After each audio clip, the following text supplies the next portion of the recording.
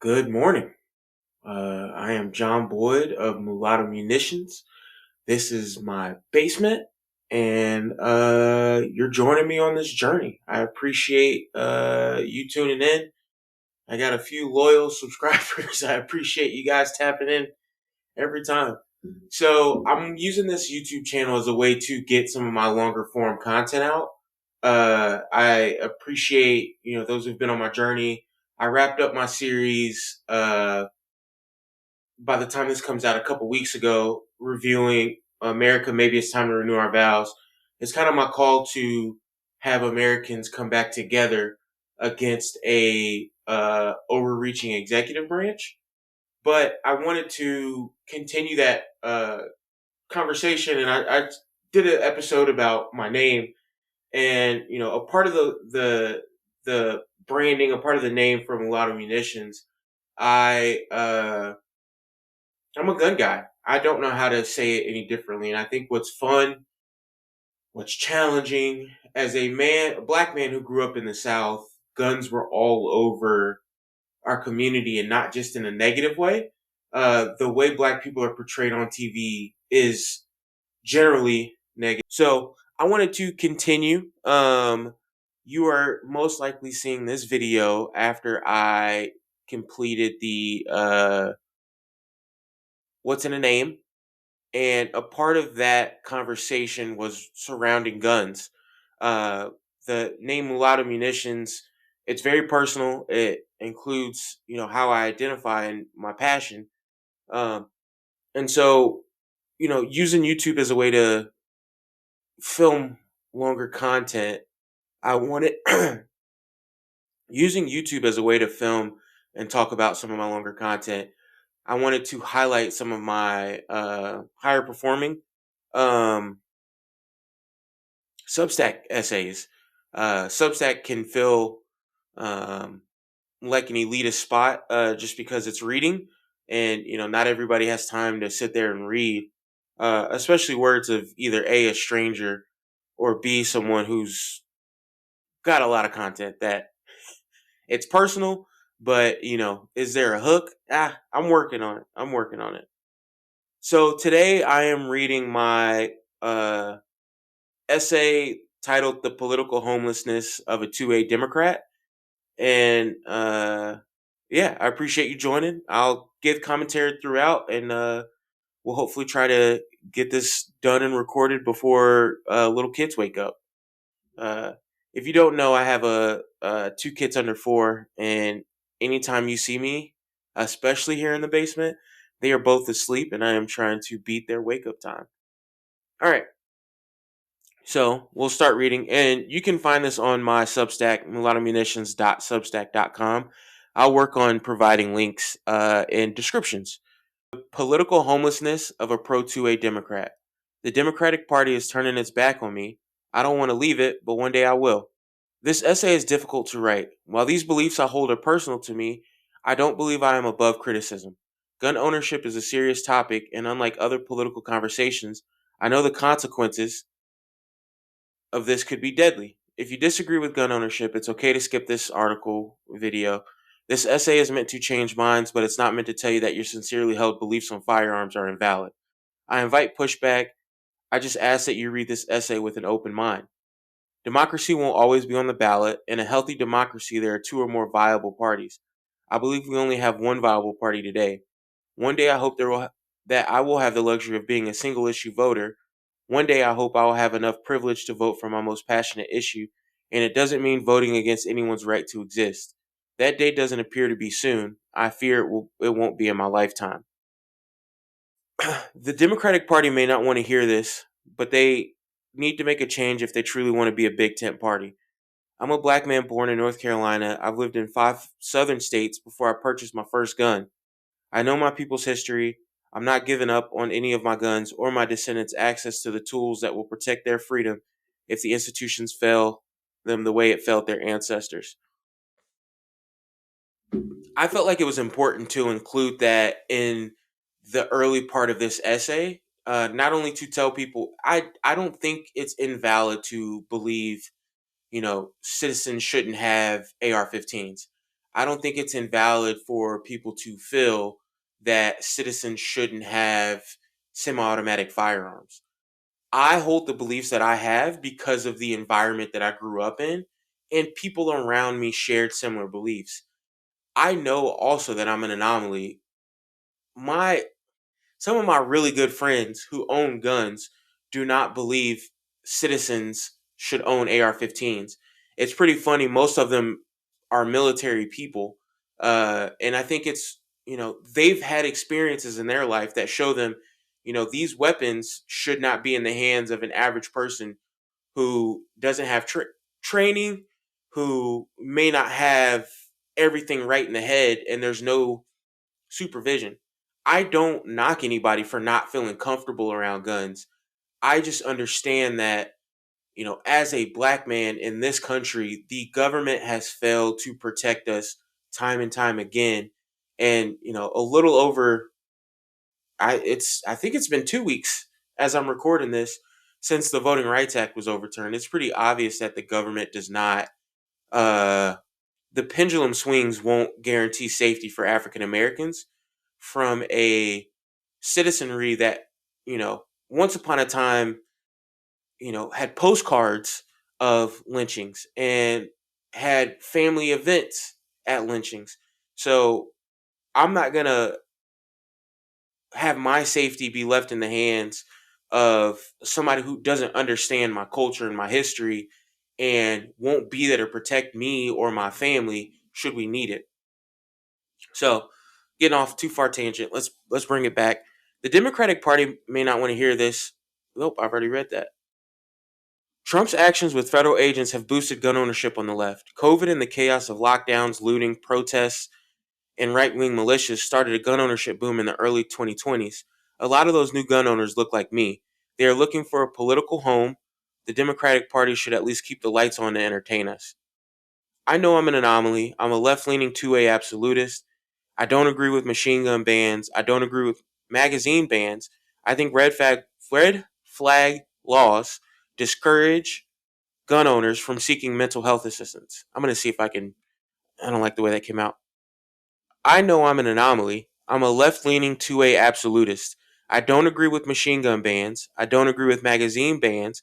I think red flag laws discourage gun owners from seeking mental health assistance.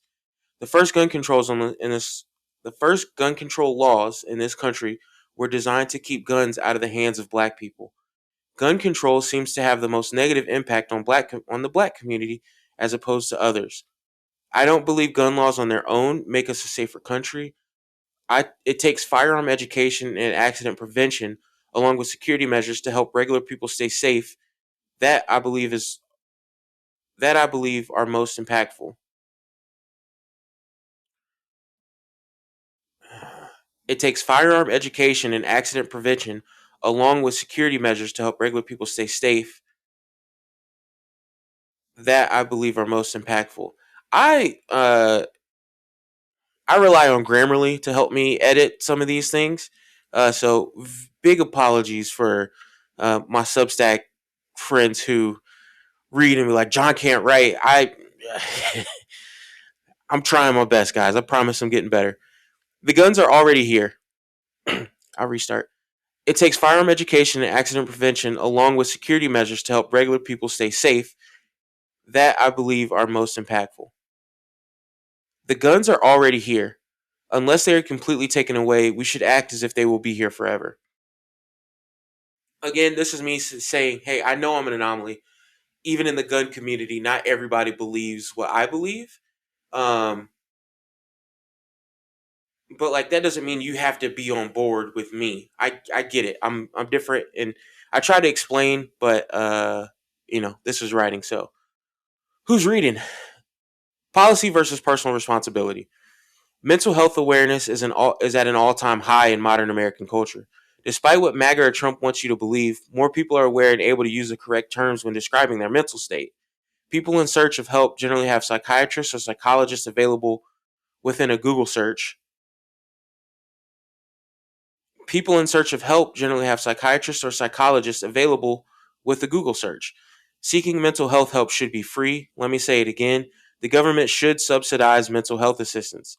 Yes, I'm libertarian adjacent, but this could be a life-saving alternative in a country where there are roughly 2 guns per adult in America. I think for me, I don't have an issue with the government help with the overall general health of the country. And I do think mental health help should be free, not only for, you know, gun owners, gun rights, gun related topics. We as a society fail people when we let them slip through the cracks. And one of those things is mental health. Uh, a lot of people don't like to be around someone who's having mental health crisis.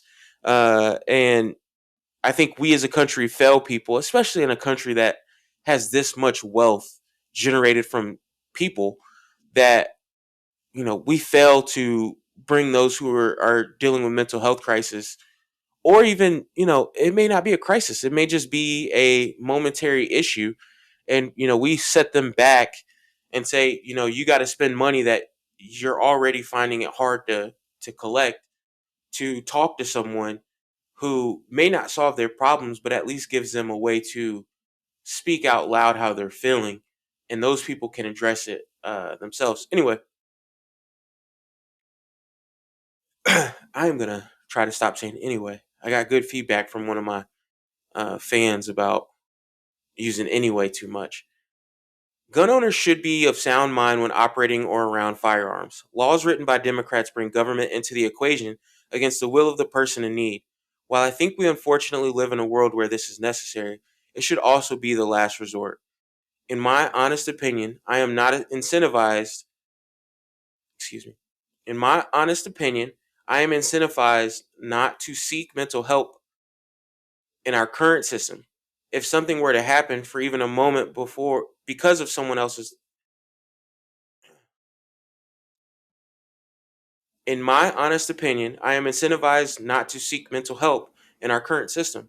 If something were to happen for even a moment because of someone else's misunderstanding, I could forever have my rights taken away. People may agree with that, and they have a right to feel that way. If a gun owner has a lapse in judgment, it could cost someone their life. My concern is, what if I feel myself going down that path? One incentive is there for me to seek help. I should seek help because it could save a life, especially mine. Instead, I am left to question if I will lose my rights because a professional mental health expert doesn't understand my humor or my experience as a black man. I wanted to write this because there there are elements of race in every aspect of life, and you look at black maternity death rates in this country, and it's pretty clear that medical professionals in certain situations do not value or listen to black women when they speak about their health.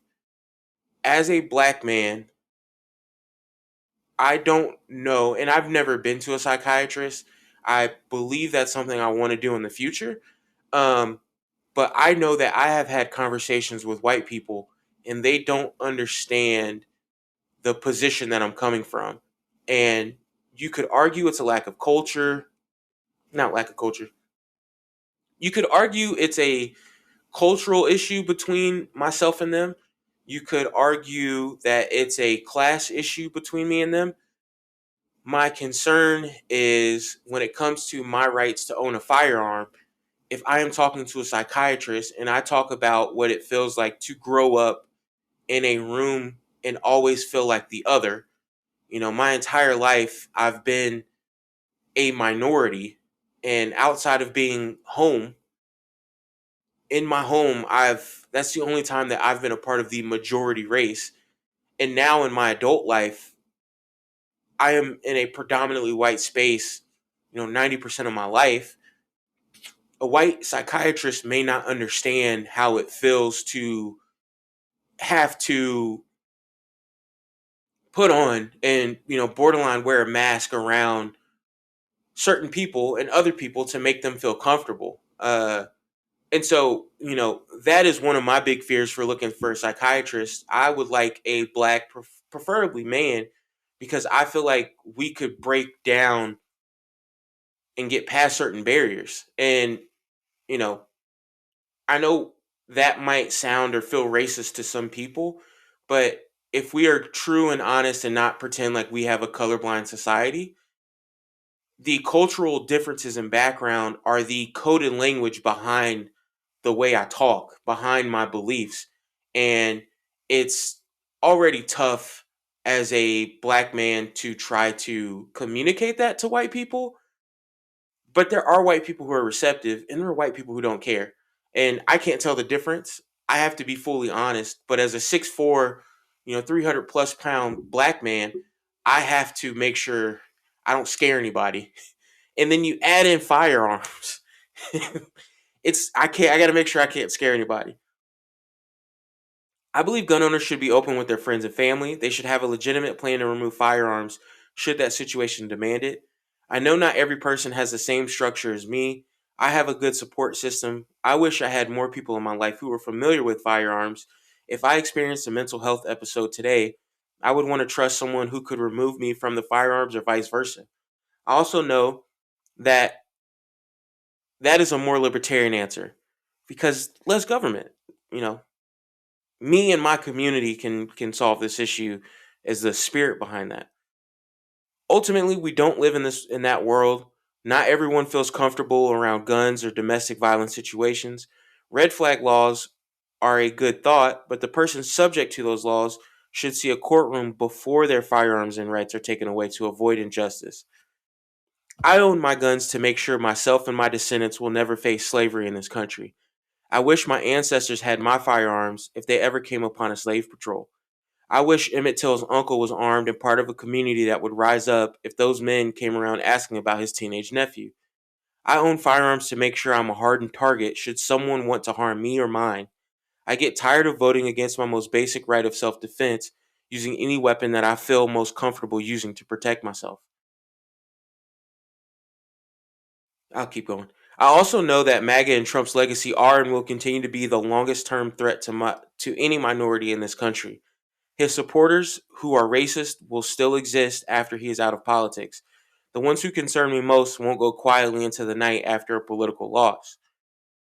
While I believe the ultimate reason for firearms as an American citizen is to protect we the people from the US government, I personally know that I wouldn't survive that battle. I think a common trope that non-gun owners on the left put out is this myth that gun owners dream of going out in a blaze of glory, fighting off the bad guys. The alternative is that they think gun owners want to be the white knight and save the day for other people.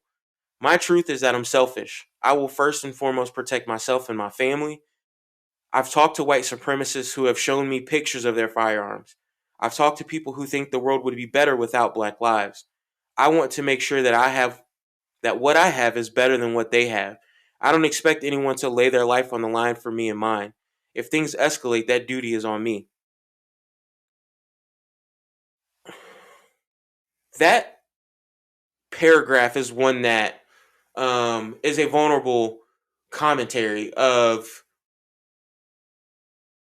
I am a 2A absolutist, but not because of the reason 99% of 2A absolutists are 2A absolutists. I think that the Constitution was written to protect American citizens from a tyrannical government. That fight isn't mine. That fight is not mine. My firearms are to protect me and my family and my descendants from the tyranny that this government allowed, you know, in the deep south since 1619. And yes, I'm using a key word that, if you peek up, you know what I'm talking about.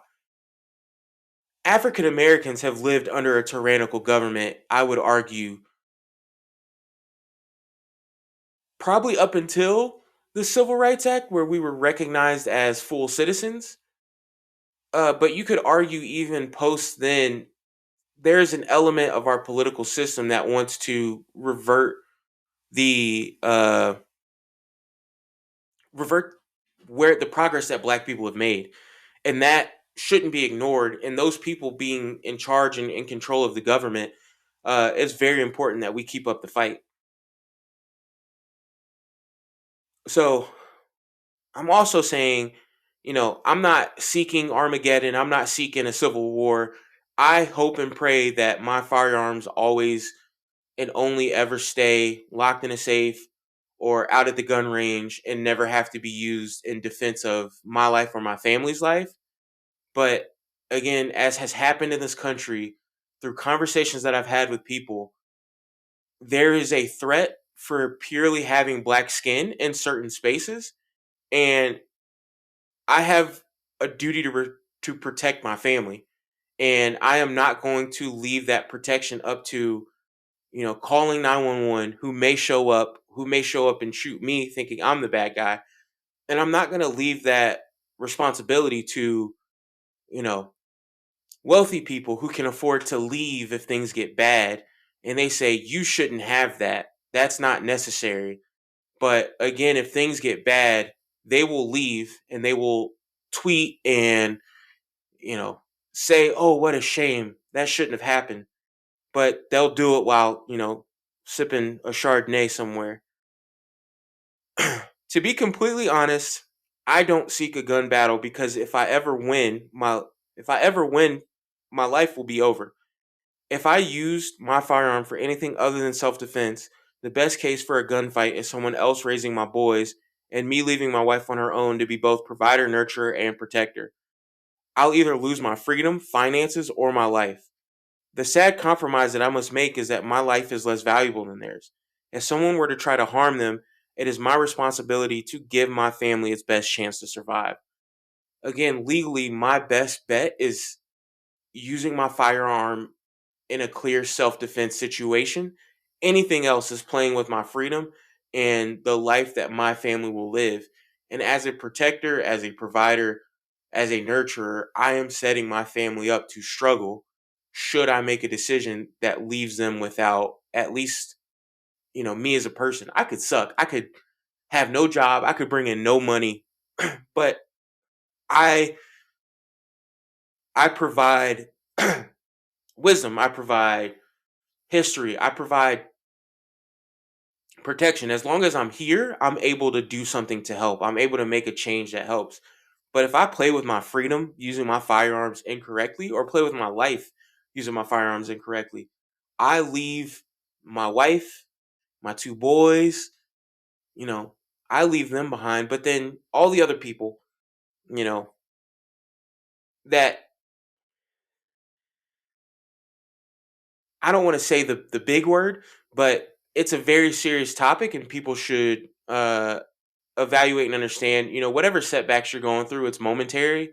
Do not let that lead to a permanent decision and leave other people to pick up the scraps of where you are mentally. As long as you're breathing, as long as you're alive, as long as you have an opportunity to breathe, you have an opportunity to change. So it's not too late. Keep going. I also believe the Democratic Party is losing the gun debate because the people who talk either don't know what they're talking about or they don't mean what they say. I'll take a little time to educate in hopes they speak truthfully and honestly. Sorry, I keep realizing my morning allergies are putting themselves in this. The moment someone says the word assault weapon, they lost me. I know which side of the gun debate you're on. The term you're looking for is high caliber semi automatic rifle. I get that those guns scare you. Yes, the chance of survival from a bullet wound are higher if the bullets don't travel as fast, aka from a shorter barrel or from a handgun. Um, a hole in your body isn't good. It doesn't matter the size of the hole in the moment. And 59% of annual gun homicides are from handguns. Democrats shouldn't run from those stats if they want to ban a firearm. Another moment where Dems dropped the ball is quoting the leading cause of death in children since 2020. Yes, guns have been the leading cause of death in children since 2020. The issue is that statement is that the study includes people from the ages of 1 to 19. If you take 18 and 19-year-olds out, incidental accidents like car accidents take the lead. This argument that Democrats like to use often comes from a position to appeal to emotions. That is a valid appeal. The issue is that source includes young adults. Those of us who know that aren't swayed by skewed statistics. The last thing I want to include is a focus on reducing gun deaths. Suicide is the leading cause of gun deaths. Suicide is a primary cause in roughly 50 to 60% of gun deaths. One mass shooting or murder is one too many. I'm going to say that again. One is too many. But mass shootings are also 0.1% or 0.2% of gun deaths in any given year. If you made it impossible to commit a mass shooting, you would reduce gun deaths annually by roughly 100 people a year. The last thing I want to include is a focus on reducing gun deaths. Suicide is the leading cause of gun deaths. Suicide is the primary cause in roughly 50 to 60% of gun deaths annually. Most mass shootings, one mass shooting or murder is one too many. Mass shootings specifically, and that's using the statistic that, is recently modified to more than 4 people shot, not including the shooter. Mass shootings are also only 0.1% to 0.2% of gun deaths a year. If you made it impossible to commit a mass shooting, you would reduce gun deaths by roughly 100 people a year. 99.8% of gun deaths would still happen. And that's again strictly removing mass shootings. If a candidate genuinely wanted to reduce gun deaths, they would make suicide prevention a priority. That is my opinion. Again, we average, I believe, somewhere between 40 to 60,000. I may cut that because I don't have the exact statistic in front of me. 50 to 60% of deaths annually in this country are suicide. So if you could find a way to make suicide impossible, and let's say you were God and you could make it impossible, people don't have the ability to commit suicide, you would reduce gun deaths by 50 to 60%. You're talking to 20 to 30,000 people remaining here, you know, to handle their issues and to talk and become productive members of society if you can reduce gun deaths and if you want to reduce gun deaths. So, again, my thing is, if the goal is to save one life, we can start and be genuine. And you can do both. You can call for a ban to assault weapons, but also just as hard as post, shooting, let's stop people having access to firearms. Say we need to have access for mental health for people with gun owners or for people with guns. We need to have mental health access for anyone who may consider grabbing a gun to harm themselves. And there's crazy statistics I don't have in front of me, but a person who, I'm saying the word I don't want to say. Anyway, I'm getting off track, so it's best that I bring this to a close. The newest gun owners in this country won't be able to stomach misleading statements from Democrats when it comes to gun violence. I know that having a gun in my home increases the likelihood that someone in my home will die from gun violence. I also know that I can mitigate those risks. I've been a gun owning Democrat for years, and every time a Democrat proposed a new gun law, I feel more unwelcome in my own party. I know the GOP is a place where racists who openly dream of murdering black people feel most comfortable. If you don't believe me, read a GOP group chat. Miami had the most recent example. Our vice president downplayed a racist chat from the Young Republicans National Party. I'm sure more will leak in the future. I left Illinois partially because J.B. Pritzker and the Illinois legislature passed PICA, the Protect Illinois Communities Act. That law would have made me a felon for possessing guns that I legally owned in my home. I voted for Pritzker the first time, and I will never vote for him again. He would have gladly had the Chicago PD raid my home to take away guns that I had legally possessed in the city of Chicago for over 5 years without incident, simply because they held 15 rounds and not 10. J.B. Pritzker and anti-gun Democrats in blue states are a bigger direct threat to my freedom and ability to protect myself and my family with the tools that I feel like I need more than a racist. Virginia Democrats have picked up the torch. California has been oppressing its citizens for the entirety of my life with its assault weapons ban. The Democrats' talking points that the left isn't trying to take your guns away is a lie. The Democratic Party just sucks at taking guns away. Much like Trump, just because he sucks at being an authoritarian, that doesn't mean he isn't trying to be one. I know I'm a minority in my own political party. I'm a minority in my country of birth. I won't give up the fight. If something isn't working in my house, I don't plan on changing houses. I do the work to fix it. So, what is my action? If Democrats want to build an anti-authoritarian coalition, they should listen to gun owners. We are members of the party. If we want to move the needle on gun deaths, we need to actually address the root issues. Demonizing the gun or passing the laws that only target people who will follow the law doesn't make anyone safer. It gives Republicans talking points, and it just makes Democrats performative actors in a play. Democrats pass a law, say things will get better, things don't get better. Democrats propose a new law and claim it will make things better, rinse and repeat. Banning guns and passing red flag laws may feel good, they may also save some lives. That they don't move the needle on the bulk of gun deaths in America. The feeling of safety is not as effective as actually being safe. Here I shout out one of my anyway, I'll keep going. I stumbled across a good conversation happening in the subreddit Liberal Gun Owners. The debate is already being held on whether left-leaning gun owners should hold their votes for Democrats. I've been a member of the subreddit for years. We're a diverse group. Sometimes we agree. I often find that I am an outsider even in that group. A lot of people give off FUD or socialist vibes. If you want to peek into our world in this debate, I recommend giving it a look. I included a link to both the conversation and the subreddit in my Substack. I don't know if I'll do that on this video. So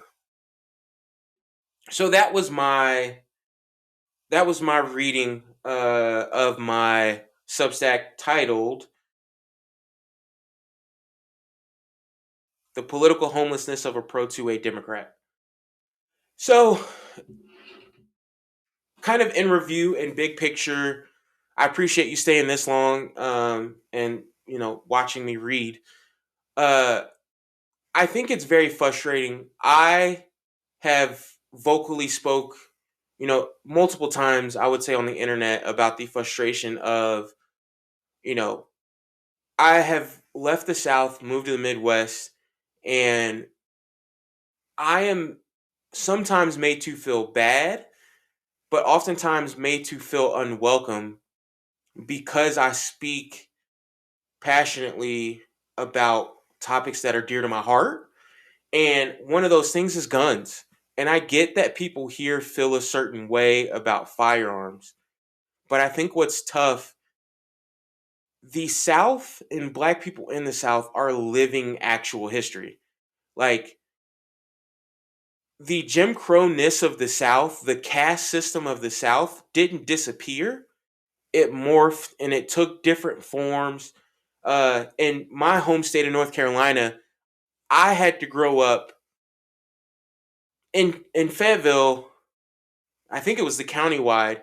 We had to go to the sheriff to get permission to buy handguns. When I left the South and I talked to a good friend of mine, I asked where I had to register my guns. And she kind of laughed and was like, "You don't have to register your guns." And, I appreciate her. I'm not dissing her, love her to death. She didn't know that my history, I had to go ask permission from a sheriff to get firearms. And, I never did that, but my family has had to do that to get a gun permit per gun. And, that sounds great to that sounds great to a person who has grown up in the majority class, the majority caste, their whole life. But if you are a Black person living in the Deep South and you have to go to a government official to get the right to protect yourself or your family, you are climbing a mountain that feels scary and impossible. They may not only reject you, they may start an investigation into you. Why does a person living in, middle of nowhere Alabama need a gun? And I don't think Alabama had that rule. But, why does a person living in middle of nowhere North Carolina need a gun? And, let me investigate them before I give them permission to own a firearm. So, my experiences, my beliefs are from my culture, my upbringing, and, you know, I hope this helps, those people feel good. I am raising my boys here in the Midwest because I don't want them to have the same views that I have.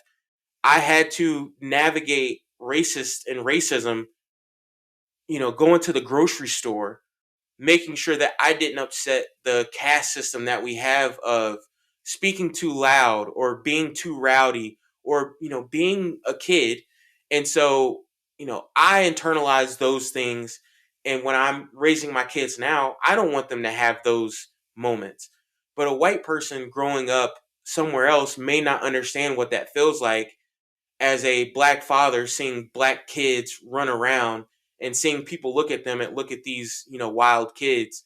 It's inherently because of their skin color. And people here may not feel that way, but down south they do. And I've had to internalize that and live my life around that. So, way off topic there. But, I own firearms culturally because I know my history, I know my background, and I want to break that cycle for my children. But I also have to live in reality. And I think, it's not very often that nationally we have the reality that we got from the Supreme Court gutting the Voting Rights Act. Black, again, rights that are not enshrined in the Constitution can be taken away just as fast as they can be granted. The Voting Rights Act is not codified in the Constitution. The ability for African Americans to vote is codified in the Constitution with the 15th Amendment, but that didn't go far enough, and that's why the Voting Rights Act was passed and why it was fought so hard for. And we can get into the nuanced conversation of what it means to be in a black majority district as opposed to losing your political power. That's a different conversation for a different topic. But nationally, it's become obvious that you can't hide and say, the Trump administration is racist only because they're attacking DEI. They pushed the Supreme Court, the racist state of Louisiana pushed this case all the way to the Supreme Court to disenfranchise black people. And as soon as it happens, they say we're in a post-racial society. We don't need this law anymore. You have, I believe it's up to 4 states, Louisiana, Tennessee, Alabama, and Florida are all pushing to redraw their districts to dilute the black voice. And, I have hope. I don't think that's the end of the fight for black people in the South. I think we got to get creative. We got to understand, hey, we can't rest. We got to continue to do what those of us who have been woke have been advocating for and participate in the system. Advocate. Get yourself in the rooms that people don't want you in or people don't. I'm learning to remove myself from spaces that feel uncomfortable. So let me rephrase. Black people should make sure that they are in the rooms where people say they want them to be, but don't have actual black voices or black representation. And black people need to make sure that our views are being represented in both parties. And I know this sounds crazy. This essay is about gun. It's always going to come back to the Voting Rights Act, especially right now. Black people, in my honest opinion, we have to express our views adamantly. There are some views in the black community that are conservative. And if you are in a deep red state, there's a white woman in North Carolina. Her name was Kate Barr, and she ran as a Republican, even though she vocally said she's not a Republican. Black people in the South who may not identify as Republican, but hold conservative viewpoints, you may need to consider running as a Republican in your state and in your southern state to have an impact and be on the debate stage and make those people be accountable to the racist parts of the Republican Party. You can say, I can say I'm a small government person.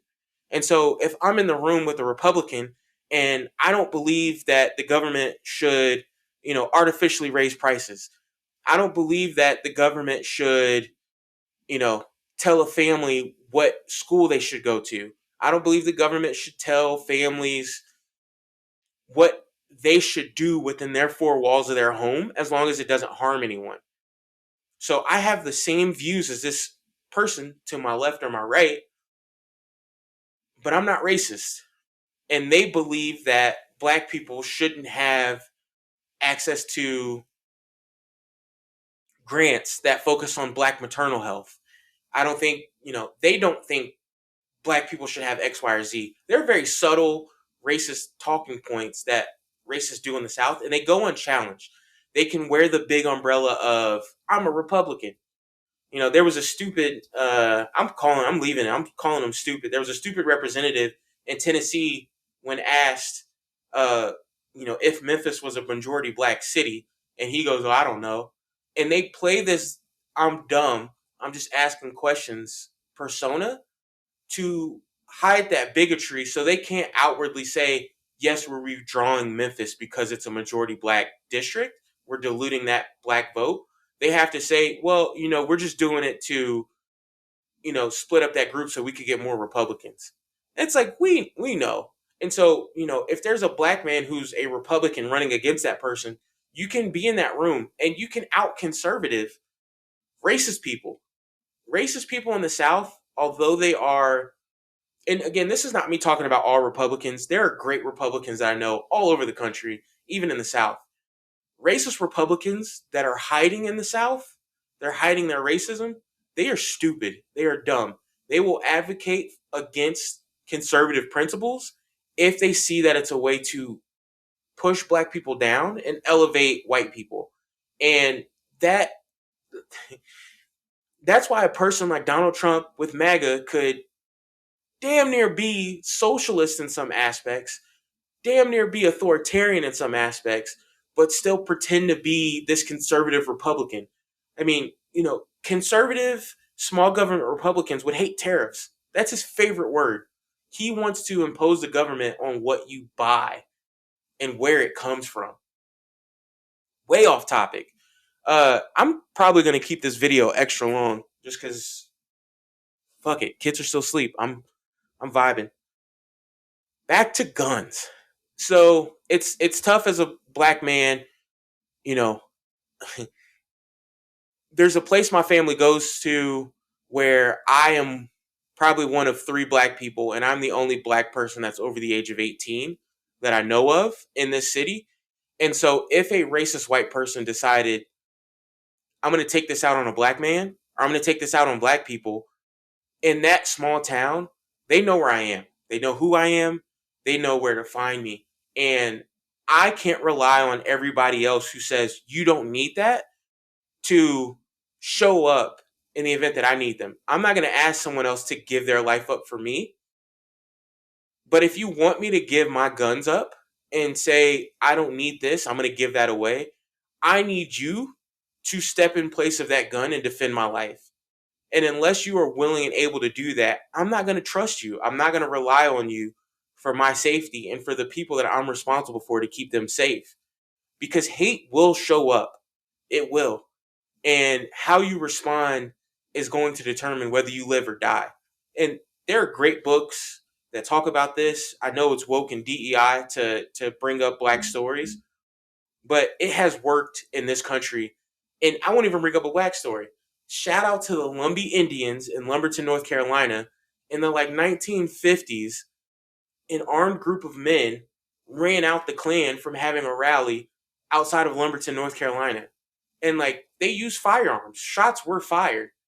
But they protected lives. They let the Klan know at a time where the Klan was on a rise that they were not welcome in that community. And so I am not going to rely on people who have the safety of wealth, who have the safety of money. There are people in this country who are rich enough that they don't have to be around black people. They don't have to be around people that they disagree with. There are people who are wealthy enough that if things get bad, they have a second home that they can go to in a different state or in a different country. And ultimately, they have white skin, and so they can hide their views. I'm a part of a community. I see either 81% or 78% of black men voted for Kamala Harris in the last election. I'm part of that percentage. If you pick an average black person, they're most likely Democrat. If you pick an average white person, there's questions. You got to ask, who did you vote for? You don't know with the average white person. And there's tales of, who do they hang out with? What car do they drive? Whatever. So, I am not going to leave my safety up to someone who can leave and can abandon me, and just so they can feel better and feel like, they took on a gun owner and they changed their mind.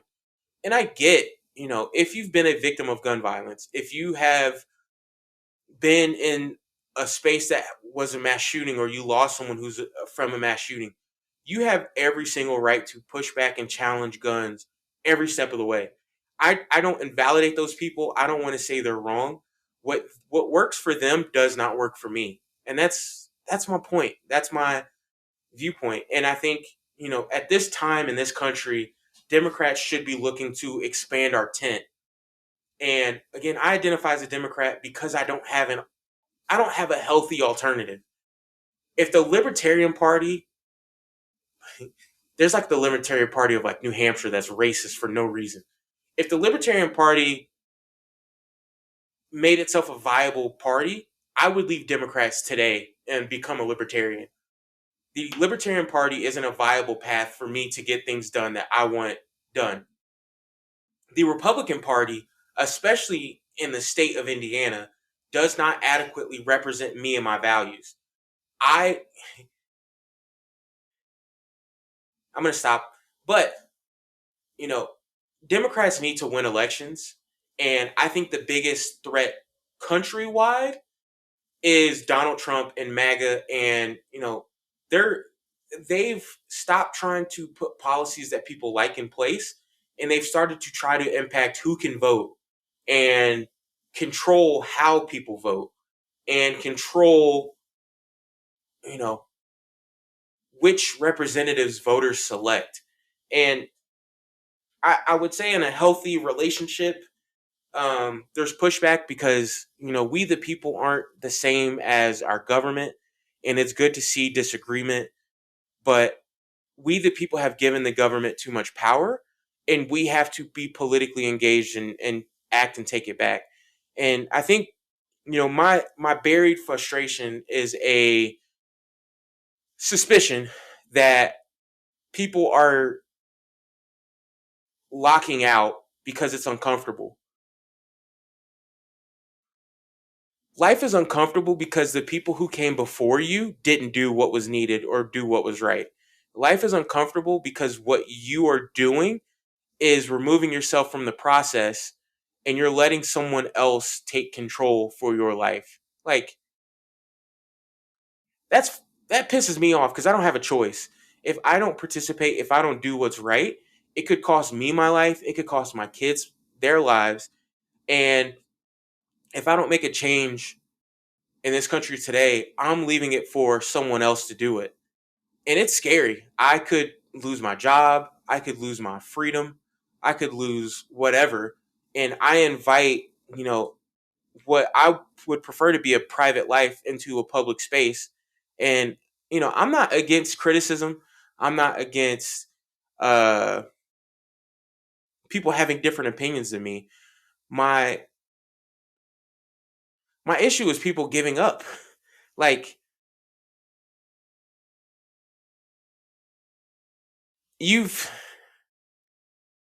obviously, if you can turn things off and life feels good right now, you come from a position of privilege. And I feel like it is wrong to use that privilege as a bubble to disengage and not try to make change for people who aren't in that bubble. Uh, I'm gonna wrap up there. Uh, First, shout out to Mark, Fight for Your Life. Great, great guy. Been working with him for years. He is a phenomenal, I would say, mentor, black psychologist, physical trainer. Man does it all. So I want to give a big shout out to Mark for helping me out and helping me in this podcast space. Um, yeah, I think, you know as a Second Amendment absolutist Democrat, the Democratic Party won't always be the only viable option. The Republican Party, I think, has a long way to go before they can make their policies something that I would accept. And, I'm eyeballing a party like the Libertarian Party that to me actually advocates for the beliefs that would make me and my life safer, of reducing government intervention. I don't trust the government. I think it's not that our government is on its own bad. I think that people who seek government, or people who have been allowed to participate in government, have bad intentions, have selfish intentions. And I don't think we as a country can continue to survive that way when it becomes so blatantly obvious that, these people are not only making themselves rich, but they're holding other people down to make themselves rich. All right, that is the end of my video. I will link the Substack that I read in the description. I appreciate you joining Mulatto Munitions. I'm John Boyd. You can find me on Instagram, TikTok, yeah, and here on YouTube. Those are my primary spots. Thank you for joining.